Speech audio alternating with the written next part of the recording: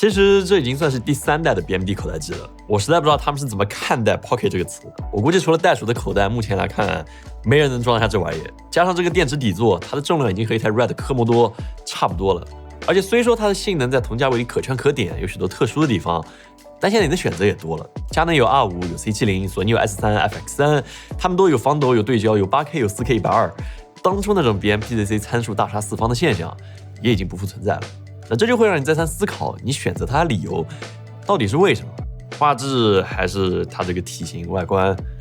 还挺感慨。总结成一句话，送给过去我非常喜爱的 BMD， 就是大人，时代变了。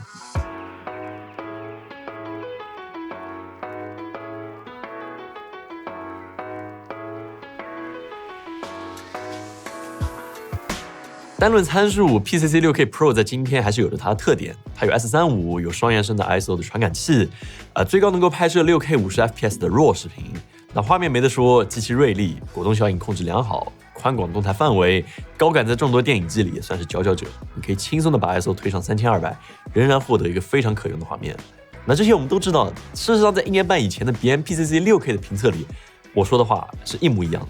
难以想象，时隔1年半发布的这么一个机型，居然在画质上没有任何提升可能唯一一点就是这次 6K Pro 用上了 BMD 的第5代色彩科学。那简单来说，就是过去 BMD 摄影机的颜色虽然非常好看、非常自然，但普遍有颜色溢出的问题，尤其是红色能够看得非常明显。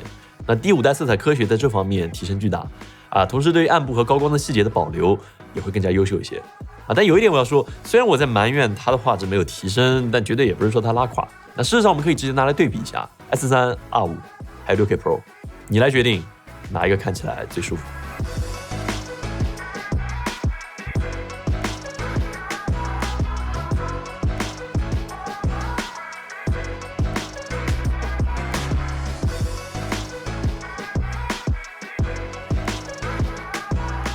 现在我们再把话题扯回到实用性上，这应该算是 6K Pro 改变最大的地方。那当初 PCC 6K 和 4K 有2个问题是我的局中之痛，续航还有屏幕。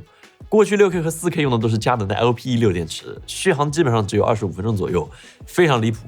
而它现在换成了 MPF570 电池，那我想说的就是，你早干嘛去了？为什么当初要选择 LPE6 折磨我这么多年？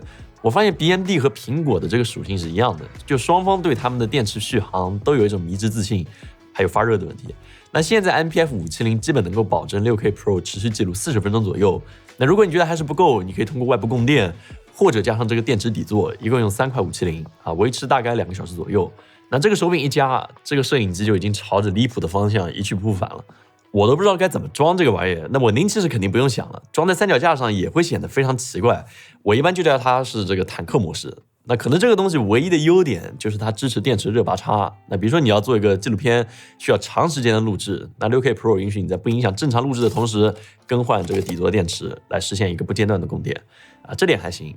那不过它的数据量对长时间记录绝对也是一个大考验。你可以通过 SD 卡或者 CFast 2.0 卡，甚至外接 SSD 硬盘来记录，这个至少便宜和方便很多。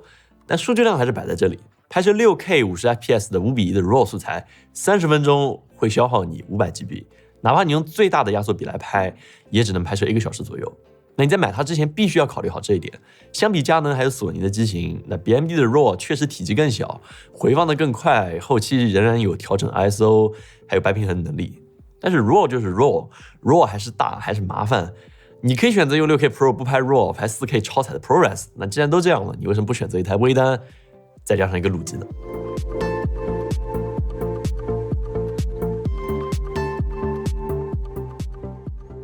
？6K Pro 的另外一个大的升级点就是它的屏幕现在总算可以翻折了。过去的屏幕虽然大，但是实在是太阴间，导致国内出现了一位大佬，帮助许多人直接魔改出了这个猴版的翻转屏。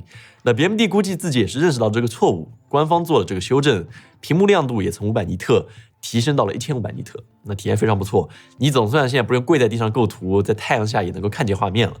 那 BMD 菜单更是垂保，这才是这个时代应该有的样子。优秀的触控，简单的逻辑，他们在用做手机的思维来做这么一台摄影机，这个确实要领先别的厂家太多。我是希望别的厂家都学习一下的。那逻辑上有了这些改进， PCC 6K Pro 应该能够给你最一体化、最带劲的拍摄体验，对不对？不对这次 6K Pro 的改进有一个非常致命的伤，那我必须要说，这块屏幕有着我无法接受的偏色。而且不是一点点的偏移的可以说是非常夸张，非常离谱。那根据目前我在网上看到的信息，有好几台6K Pro 出现了和我一样的问题，所以如果你想买6K Pro，我建议还是观望一下。BMD 在品控上还是淌过不少坑的。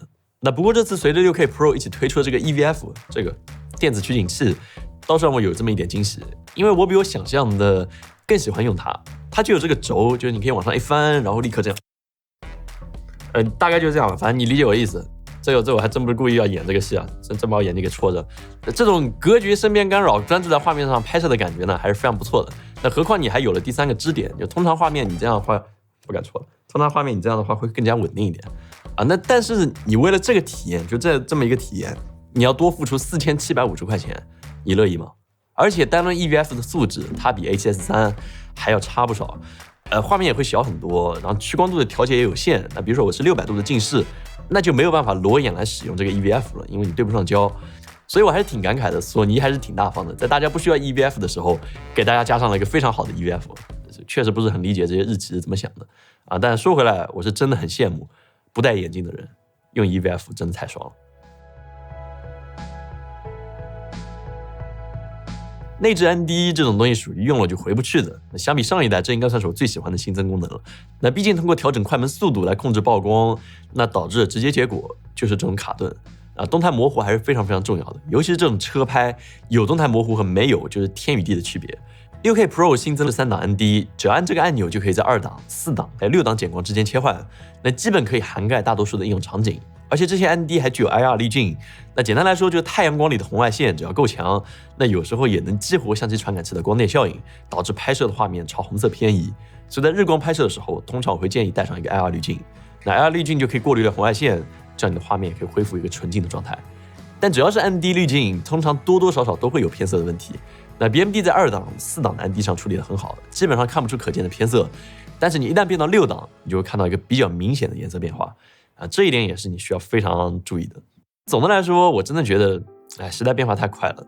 PCC 6K Pro 在今天当然还是很能打，但它现在对应的应用场景会让我觉得有点尴尬啊。就从我的角度来看，它现在定位更适合一个小型的商业团队以及低成本的电影制作。